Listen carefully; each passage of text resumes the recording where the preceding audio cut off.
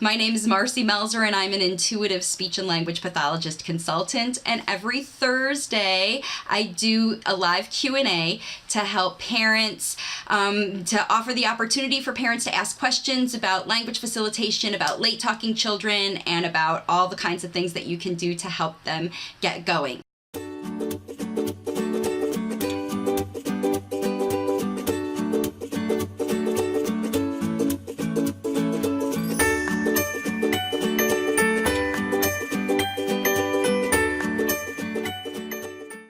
So I'm doing my live Q&A today, and I'm going to start with a question that I received in my language facilitation resources group, and from a gal named Dercy, who has a question for me, a very cool, valid question, and her question is, what is the latest age I have seen a child start to develop natural verbal speech? And I think that this is a really great question because honestly, in the past year, in 18 months or so, I have found out that it really doesn't matter how old the child is. As long as parents are able to overcome the blockages to, verbal speech, the children can develop language. So initially, when I started to work with families online as a consultant, I thought, well, this is going to be super effective for really young kids who or maybe under 3, who aren't doing a lot of talking yet, and parents learning to do this kind of developmental teaching with really young kids is going to make a lot more sense. But then of course I was encountering parents all over the world with kids who were a lot older than 3, and those parents also wonder if language facilitation can help their children. Is it too late for a child to learn natural language? And the answer to that question is no, it's not too late. And the oldest child I have seen personally is 9. And that's a child in my program. And quite honestly, I haven't seen him personally. All I do is get feedback from his mom, because right now in Waves of Communication, I don't see clients anymore. And in fact, when I started doing parent coaching is when I learned that parents are actually better at natural language facilitation than even the speech therapists are. So the first the older late talking child who I started to, whose parent worked with her, she was completely echolalic, only using occasional single words, never talking on demand, and had an autism diagnosis. Her mom saw new spontaneous speech in a week, and now they are having all kinds of interactive language. Now, is this language pristine, perfect language like I'm saying now after a year of language facilitation? I don't think so. But I will tell you that the parents are so empowered at being able to get the natural speech out of their kids that they're seeing that they continue to see progress all the time. So there's not only new exciting things that are happening in their life as far as saying new words and being able to ask for the things that they want, they are also doing a really great job at communicating about their feelings, the things that are going on in their life. And so it's not so much a lot more talking as it is really the quality of the language that's coming out of these kids. And so, like I said, the oldest is 9, but the first older late talker was 4.5, so it worked with a 4.5-year-old little girl, and then the next oldest was 5.5, and then the next oldest was 7.5, and then there's a couple 8-year-olds in there, and then there's a 9.5, almost 10-year-old who is seeing natural language development. And that 9-year-old child actually started to communicate first with rapid prompting method, and now is shifting from a rapid prompting method, which he still uses sometimes, into using more and more verbal speech. He's in a school that's helping facilitate both of those things. Excuse me. So that's the first question that I had. Anna says, never too late. That's right. up until a child's 13, it doesn't matter, even after 13. I suspect that what's going on with many late talking children is that there are so many blockages that are in the way of the natural speech that they sort of came into this planet needing to learn. What happens that causes children to be late talking is the fact that the natural language that humans develop, we have a part of our brain that is designed for natural language development, all of us, all humans. And what happens in late talking children is something gets in the way of that natural language development. It could be any of many things, from physiological problems to emotional problems to environmental situations. All different kinds of things can get in the way of the natural verbal language development that happens between kids and their parents. And so what happens with so many older late talking kids is those barriers stay and other barriers continue. And so there just continues to be the blockages happening to the natural language development. And what's remarkable, and what I have found is remarkable in my program this year, is that the older a child is, the faster they actually learn how to talk, because once the blockages are identified and eliminated, these late talking kids are naturally learning to talk much faster than even the younger kids, because they've been exposed to a lot more language. They've been on the planet longer. If a 5-year-old, 6-year-old, 7-year-old, 9-year-old has been working with family, with their parents, on listening to what you say to get through everyday life, especially if a child has good comprehension and they can follow directions. They've been listening to a lot of language, but there are blockages to how they are able to access and use that verbal speech naturally.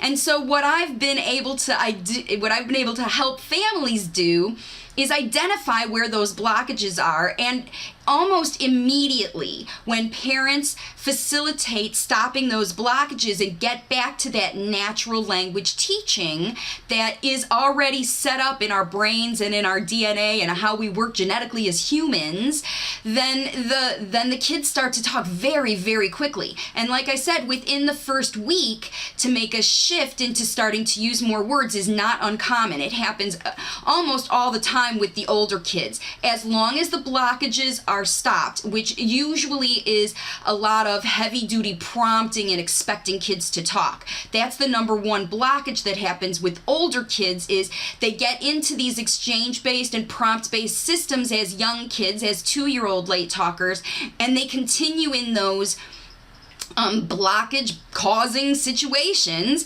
these exchange based, the prompting, all of that stuff, they continue in those on that path throughout their language development. Nobody ever stops those extra prompts and exchange and those kinds of things to get back to the natural language development that kids needed to learn from the first place. So that's one of the things that I wanted to explain for sure about that. And then, okay, so here's Asanda, who actually said this, it could be, I don't know if it's the same one, but there's another Asanda. So here's a question that just came up, so I'm going to read it for you.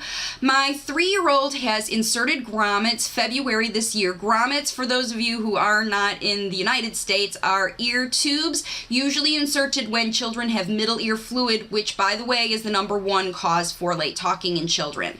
And so this little girl has had, oh yeah, it is the same gal. So had grommets inserted in February of this year, and now I see a lot of babbling and also singing and a lot of repeating almost every word in her way. Though she's 3 years, I can send her to pick up something and put it in the kitchen. So she's starting to use words, and she is following directions. So she's understanding language, and she's talking a lot on her own. So that's great.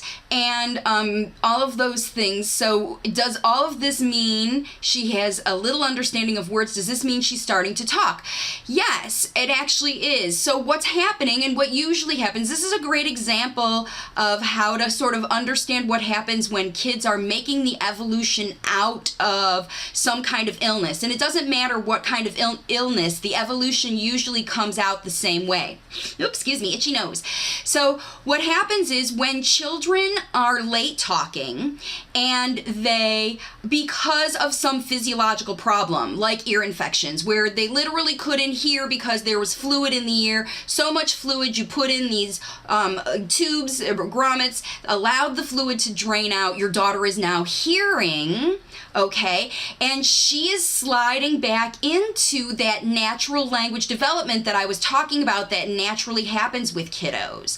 And she's doing that by the babbling, which, remember, we think about things like babbling and following early directions. She probably is having better eye contact and looking at your face. If not, that's one of the things that you really want to encourage right now, because she is demonstrating developmentally the kinds of things that kids develop when, they naturally, kids who aren't late talkers, kids by between 9 months and about 2 years old will move through these phases where they do things like imitate all the words that you say, start to follow directions, and babble a lot.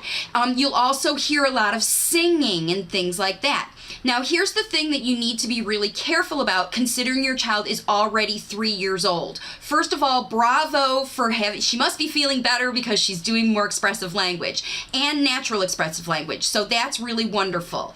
But what you need to remember is that she was late talking, and whatever you have done during the time that she wasn't hearing well, before she started to play more and use more words, however it was that she communicated with you, maybe it was nonverbal, maybe she dragged you places or pointed at stuff, or maybe you just guessed a lot of what she wanted. Whatever was happening before is gonna sort of stick with her as her go-to communication system while she's learning words. That's why often when on my videos I talk about kids making a shift from one sort of communication system to another. And when kids can't use verbal speech, they almost always develop their own. So in order to help a child shift to verbal speech from whatever they're using, if it's pictures, if it's signs, if it's dragging you around, you need to really focus on showing your child how verbal speech works during your very everyday situations. So the other thing, especially with ear fluid children, is that you want to demonstrate speech for them that's very clearly spoken and encourage her to look at your face a lot. Because kids who are late talking because they don't hear for periods of time tend to get out of the habit of listening to speech. They get in the habit of using their eyes to look at pictures to learn, and they get in the habit of using their bodies to use pictures to communicate.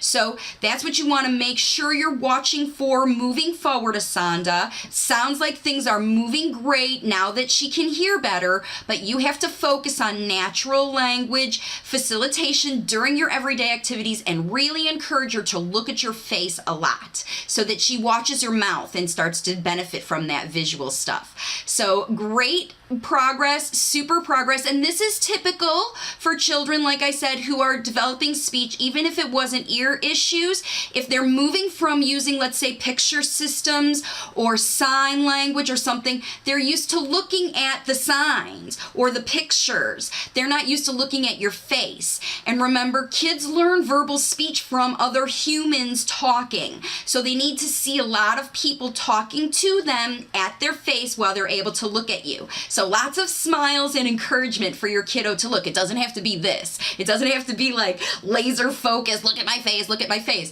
Just a lot of encouraging to get around. Make sure you stand in front of your child and just helping them understand that the words are coming out of your mouth and that they need to move their mouth to make words and that it's all all coming from their body, just like the speech is coming from your body. Okay, so that's really great.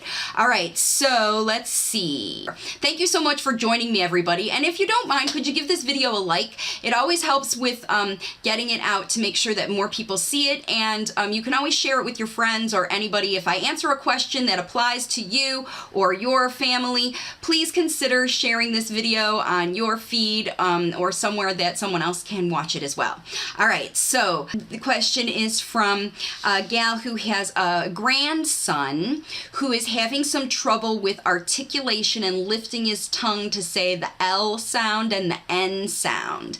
And so this is a common articulation. In fact, one of all of the most challenging speech sounds that kids work on in speech therapy, the big three, they often call them are S and L and R. And those, all of three of those sounds require a child to do some sort of tongue elevation.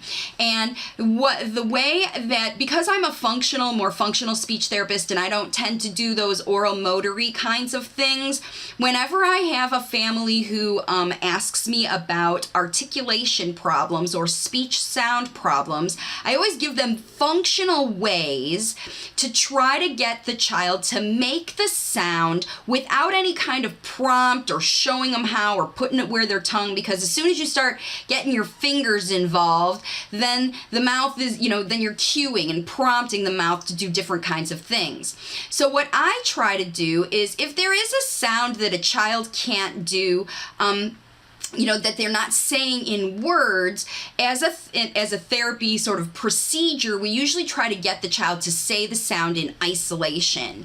And what I tend to try to do is to get a child to do something with their tongue to make a noise that it sounds kind of like that letter sound. So any of these sounds that have an elevation, like a la la la la la, I would practice a lot of tongue waggling sorts of activities that make noises that aren't related to the talking at all. Before you get into, you're not saying the L word right or the N word right, just say that noise. I want you to see if you can make this sound with your mouth, and do some other crazy sounds like wah wah wah wah, super easy noise. Ew, ew. Those noises don't even involve your tongue at all, and they're going to be super easy for your grandson, because if he does have any tongue issues, he's going to be able to imitate these noises. So get in front of a mirror, you can do it in the bathroom, and just make a bunch of silly noises. It has to be noises with your mouth, doing different things with your lips first that you can see real easy. Ooh ee, ooh ee, ah ooh ah ooh ah ah ooh ooh ee ee.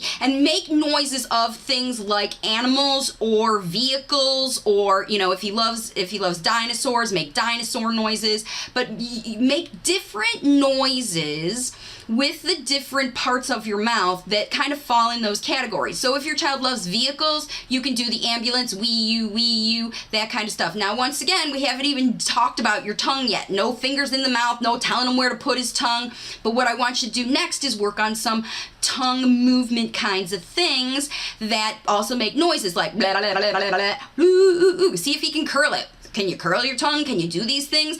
And that's just fun play with your mouth that makes those things. And more, you want to find an animal sound or a vehicle sound that makes that involves that phonemic l or n sound. And the reason he can't do it is because he's not getting his tongue up, I think, because I haven't seen him do it. But if that's what's going on and you're talking about telling him where to put his tongue, that must be what you watch. And so that's the other thing. You look and watch while he's making all these things. What can he do? What can't he do? He just can't do that with his tongue. Maybe it's something you need to practice. Or not. Maybe it's just not something he has to do. Or maybe he can say the sound, but he's not using it in words. So that's when you need to practice using just the letter sound with different kinds of places in words with just phonemes, like, practice by itself, like decoding things. P, N, nap. as an individual letter, see if he can create that phoneme while you're doing things like spelling out words or decoding things, and see if he can make that noise by itself. And what you want to do is just encourage him, make sure he watches you, do your reading time, your phonics time, looking in a mirror, or like I said, it's all about looking at your face to understand those ideas and guidelines from watching you. And this is true for any sound. So if your child can't say the S sound, then you need to come up with environmental noises that sound like S, and start to make those noises. Don't tell your child where to put their tongue. Don't tell them how to do it. Show them what you do. Show them watching you and see if you can do it. And then you want to try to involve this noise, this target noise that you're working on, in different kinds of play things, environmental things. If your child's working on the sh song, the sh sound, you want to shake a lot of stuff. You want to involve that stuff and think about where do you hear that sound of the word that your child is having trouble with in your environment, and practice it and notice it and talk about it. And that's the way it carries over, right? Because if you're just going to sit and do 20 minutes a day of flashcards with the L and N, your child's going to be great during those 20 minutes, but he's not going to carry it over into everyday life. And this natural way of learning any kind of sounds that you have is how to go about it. If you want to see what sounds your child's doing, you just have to get him to talk slowly, record them, pay attention, and look for patterns. That's what speech therapists do. Then there was one more question. She has a 4-year-old, autism, global developmental delay, not using any verbal speech at all. This is very typical of a lot of the parents that I talk to of kids, especially after they get to be 3 and 4 years old, that if they're not using any verbal speech at all. And this mom has super high hopes that her child can be able to talk, and she has started speech therapy a couple times a week. But I'm here to tell you that you're already, when we look at a child who's a late talker, what speech therapy is going to do is offer you those 20 or 30 or 45 minute periods of time to facilitate some kind of words that your child can use to ask for things. That's always what speech therapy starts with, because it's what is useful for a child.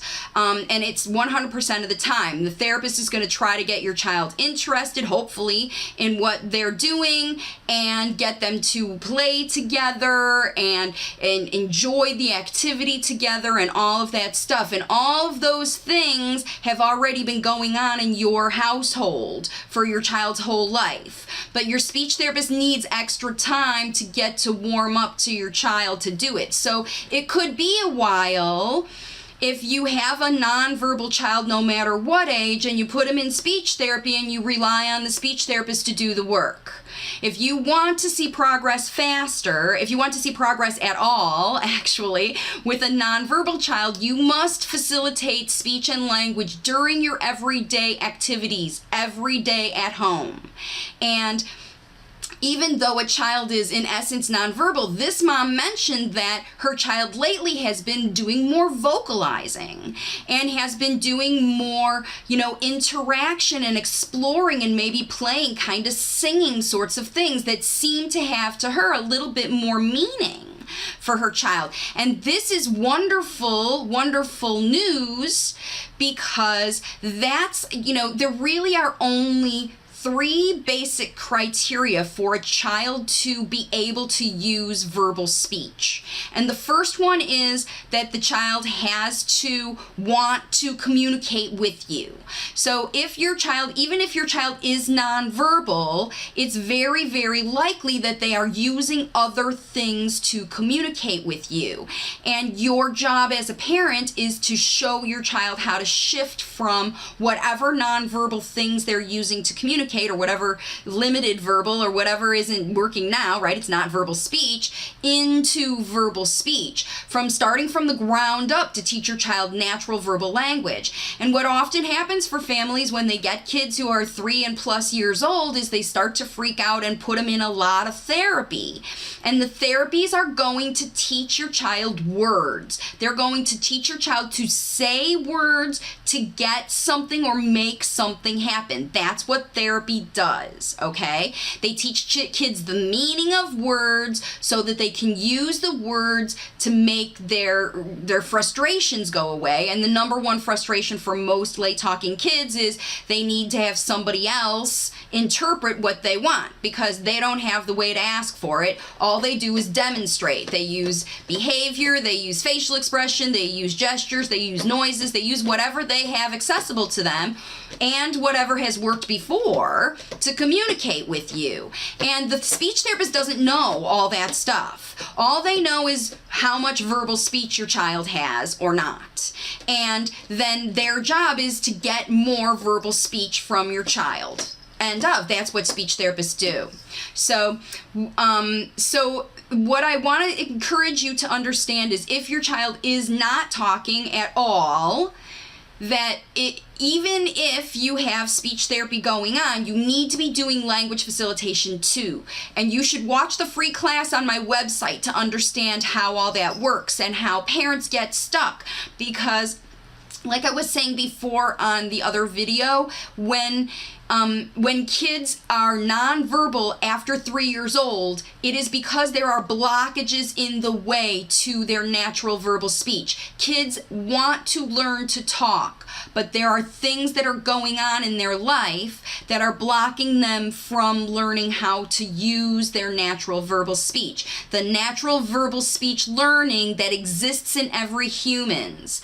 A scientist named Chomsky first identified there are actual pathways in the brain that are designed for natural language learning. And children learn natural language from their parents. It's been scientifically proven through the ages, right? But what speech therapy tends to do, and this is why I quit doing speech therapy and went back to coaching parents and how to do language facilitation, is because speech therapy misses the most important thing, and that is what the child wants to communicate. Because what your child wants to tell you may not be the same thing that your speech therapist and even you are trying to teach your child the words to say. You need to teach your child the words that they want to say for them to want to learn it. It's like if I said every mom had to take a knitting class, even though people didn't like knitting, but it's just the rules of parenting. These rules of speech therapy are to teach your child to say words so that they can stay in therapy. And your speech therapist can teach them to say more and more and more words. And then you go home and practice the words that your speech therapist taught your child to say. And it's all about saying words. Nobody's facilitating natural language. That's why I talk about exchange-based systems. So Taylor has a question and say, what would be my opinion if a child started talking and then stopped? Autistic children. And my opinion about that is what causes a child to stop talking initially might be whatever the initial physiological blockage to their talking. So if it is attention, if it is, maybe your child wasn't even showing autistic-like traits, but they were just late talking. And what you did was you started to use these exchange-based saying word methods of teaching your child to talk. And then they quit because they didn't like it.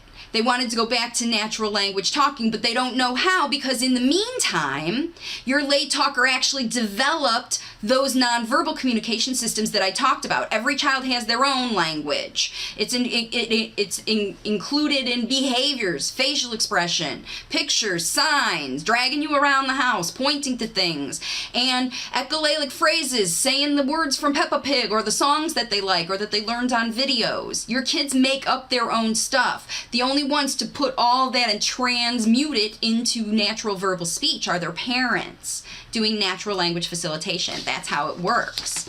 So if a child does start talking and then stop talking, first of all, anytime a child is late talking at all, no matter if they started or stopped, or if they started late, or if they're still not talking, you have to figure out what is the root cause of that language delay. the physiological cause, if there is one, if it's toxicity, if it's diet, if it's, whatever, because autism itself as a diagnosis isn't enough.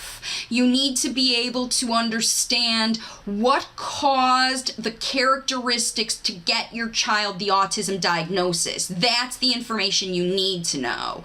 Because if it was ear infections, then you need to correct the ear infections. If it was toxicity, then you need to you need to fix the toxicity. If it was technology or deprivation of human talking, then you need to fix that problem, okay? And then once you fix the physiological problem, the first two, the second one is these are behaviors and situations and circumstances that are blocking your child's verbal speech. And that's why they're not talking. It's the only reason they're not talking, because literally I've proven it with families all over the world. 50 families who do this.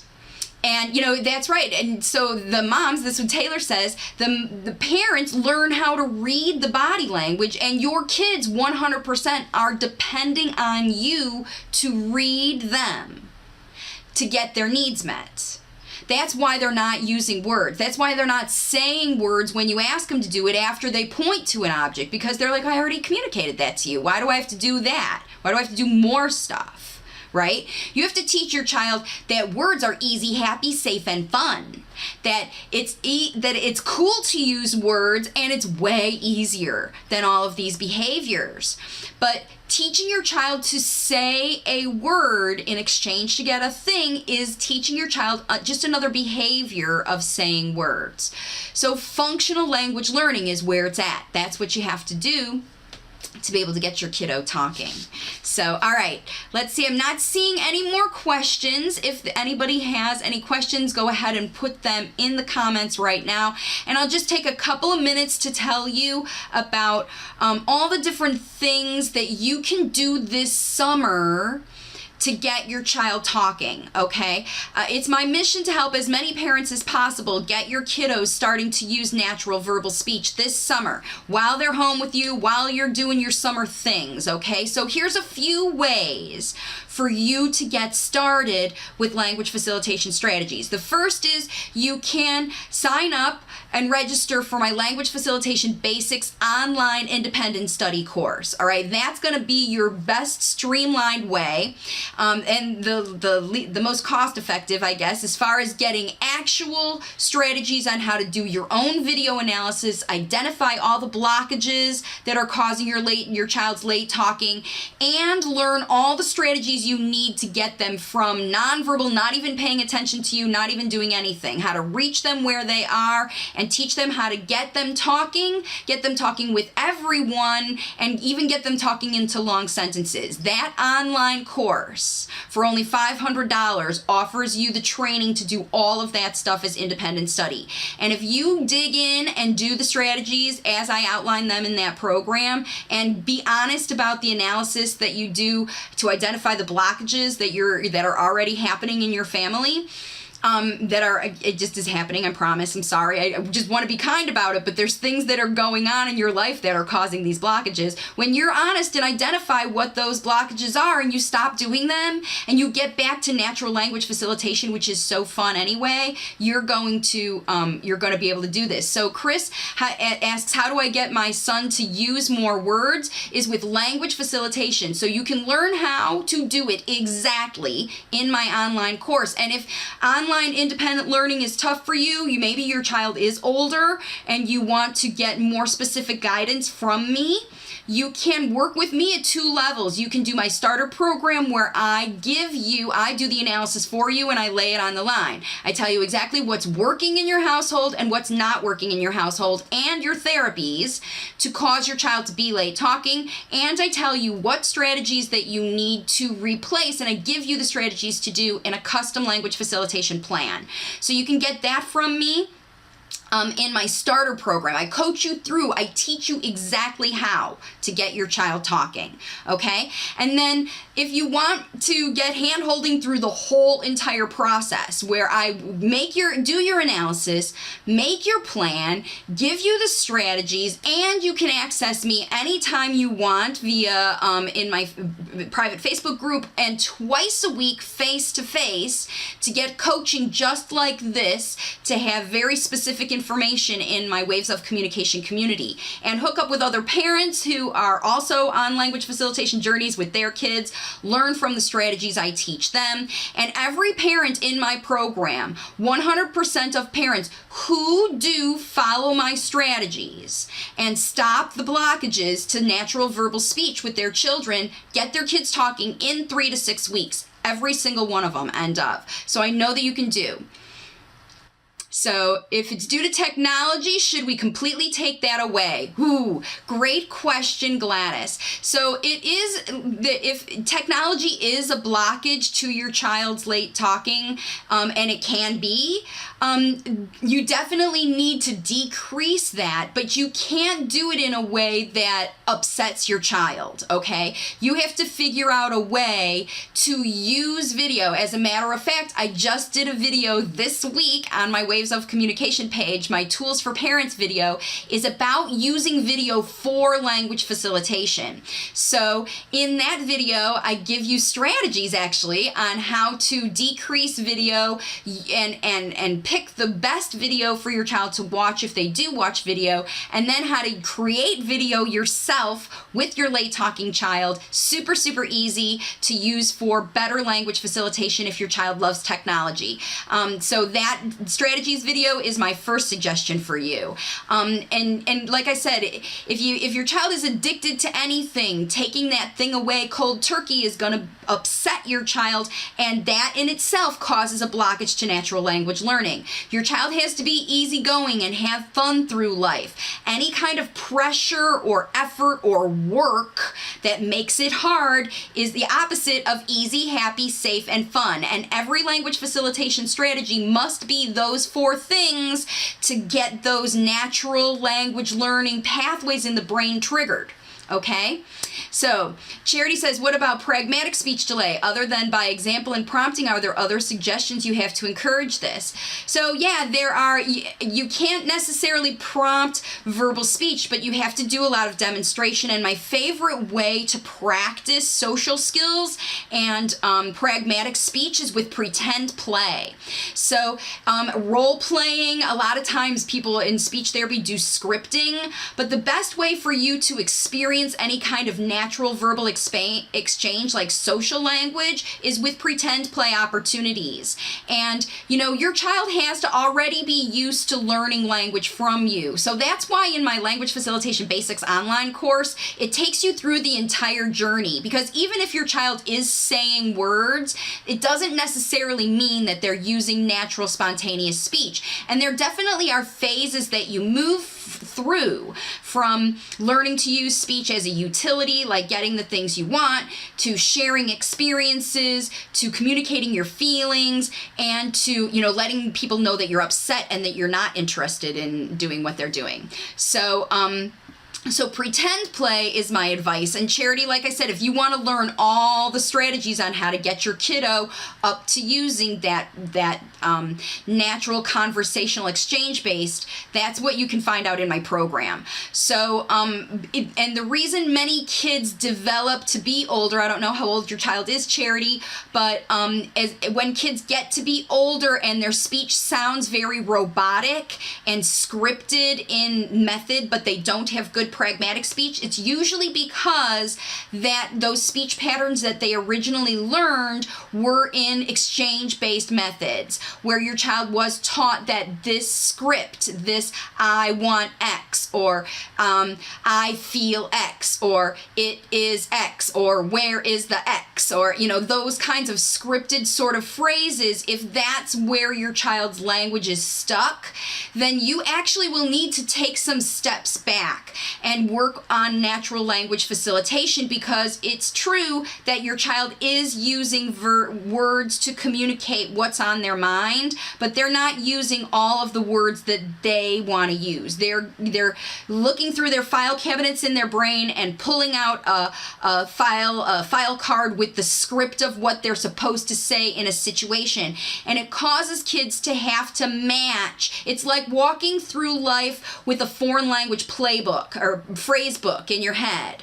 What was the phrase I used when I want is the phrase I use when I ask for something. What's the phrase that I use?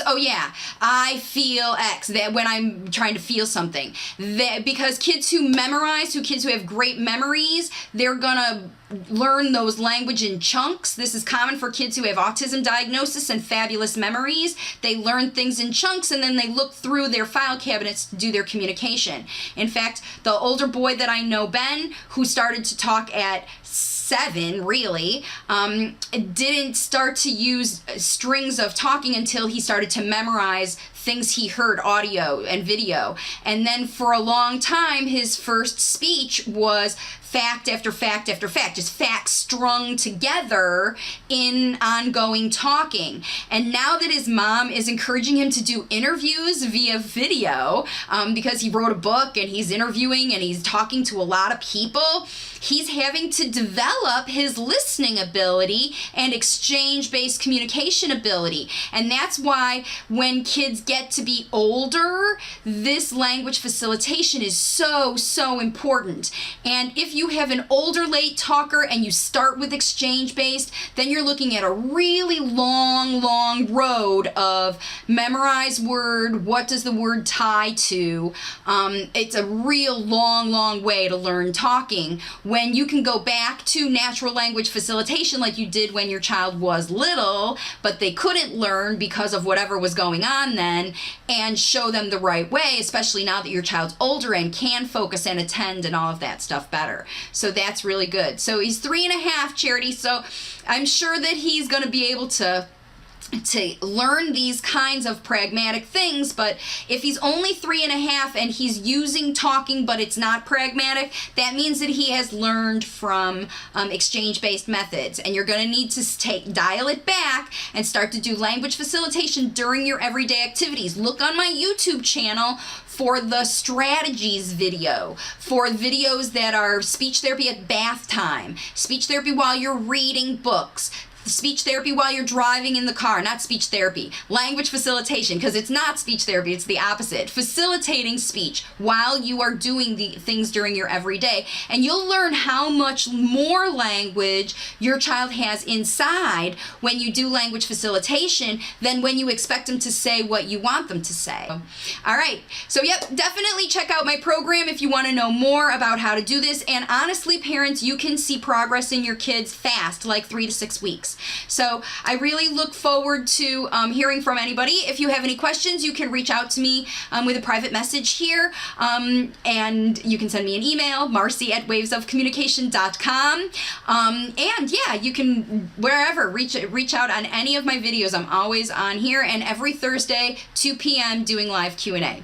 All right, so thanks again for liking, sharing this video. Make sure that you follow my page, my Waves of Communication page, so that you get notified whenever I go live and or upload another video. Like I said, I do 3 videos a week, and I can, help you all with all of that. So I hope this Q&A session was helpful for you. Even if I didn't answer your question, you were able to hear some information from others and, get a little strategies for you to get going, because it's my mission to help as many parents get going this summer to teach your child how to use natural verbal speech, and you can do it. There's 3 to 6 weeks left in the summer. In fact, summer's just starting. Tomorrow's the solstice. So here we go. Summer's ready to go, and so can you be as language facilitator parents. So this is your cue to get ready, get set, and go. Have a wonderful week, and I will see you all on my next video.